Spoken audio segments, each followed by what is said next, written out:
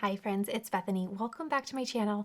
In this video, we are going to make a really fun autumn card, and I'm inspired with a few new items that I got from Simon Says Stamp. So they sent me over this beautiful embossing folder that is part of their latest release. How gorgeous is this? You're going to love how this turns out. And they also sent over this beautiful Happy Autumn die. It comes with the letters, of course, but it also comes with a beautiful shadow layer, which is always fun for possibilities. And then we have a really fun little color combination that I'm going to bring some fall tones into this card with. I'm going to grab my A2 layer die set really quickly, and I'm going to just trim down this A2 size panel. I just want this to be really, really small, and you'll see why in a little bit. This is where I'm going to bring my pop of color in. And to save paper, I'm just going to go ahead and place this to the side, make sure I can save as much paper as I can. This is 80-pound cardstock, and I'll just send it right through my Spellbinders Platinum 6 and trim that right on out. So this is the final little palette, I guess, that I'm going to be working on.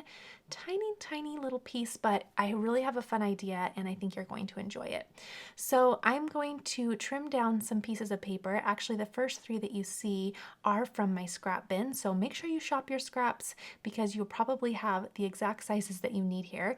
These are about a 1/2 inch, and I'm going to trim down this last piece because I didn't have this in my scrap bin. Okay, using some Barely Art glue, I'm going to attach these little paper strips right one after the next and create a really fun little pop of color here. Now, the trick here is you want to make sure that you get these little strips as close to one another as possible. Make sure there's no gaps, no seams, and you'll be just fine. This is always a really, really beautiful look in the end, but you want to take your time really lining these up. You can always put these right back through your trimmer if you wish, but I'm simply going to grab some scissors and trim off those extra pieces. If you turn it over, it's a little bit easier to see where you're cutting. I was actually kind of sad that I did this in this order. I wish I would have went ahead and did my paper strips and then used my A2 layer die to cut it out, but you'll see in a bit that I'm going to end up doing that because I'm going to make a big whoopsie in a second here. Okay, there is the final little look, and I'm going to place this little piece right into this beautiful embossing folder. And I really want to create some texture here, but give a little bit of just subtle visual interest, and I think it's going to turn really pretty. So I'm going to use a little embossing mat. Now, every embossing folder that I come across is just a tad different, so everything requires a different sandwich. Now you'll see here, I put the paper in the wrong way and it pressed into the paper where I really wanted it to raise the paper up.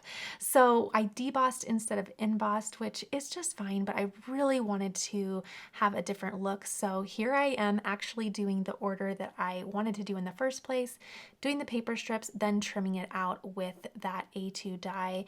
So in the end, I actually had a little happy accident because I love how that die just gives that really nice pressed edge, not only along my little paper there, but along the paper strips as well. I think it's just a nice clean finish.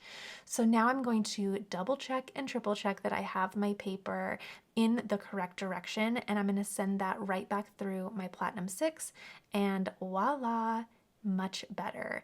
Now, both are beautiful, right? But I just really wanted that embossed look. Again, both look very nice, but there is the difference between the two. All right, so now we can go ahead and move on to using that beautiful Hey Autumn die.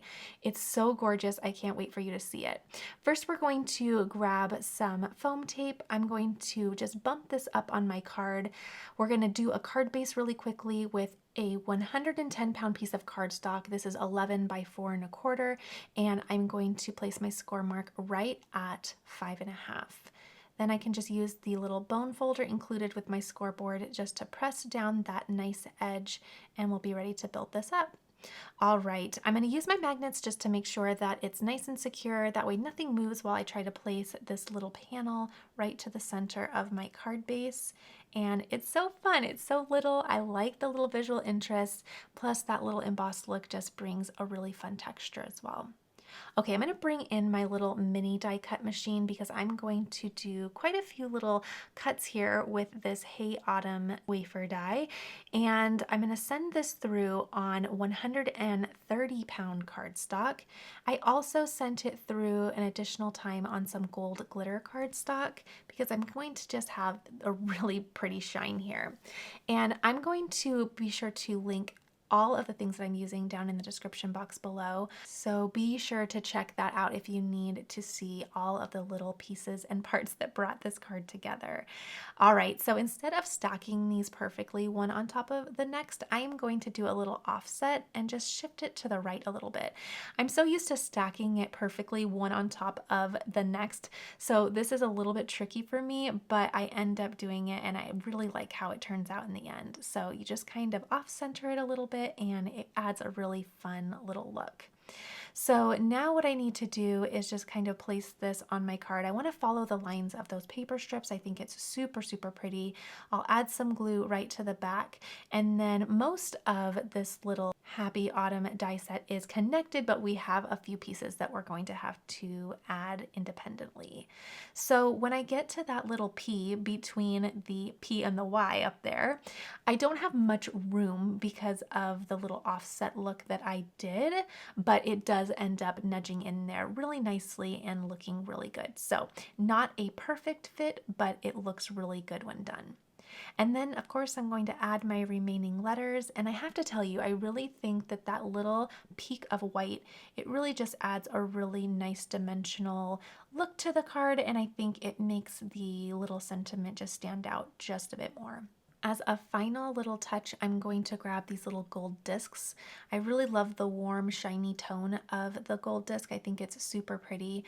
I kind of play around with what I want to do here, but I end up putting all of them on the actual little panel of the card, and I really like how that turned out. I think it's really pretty. It adds just a little bit more additional texture and shine, and I really like the final look.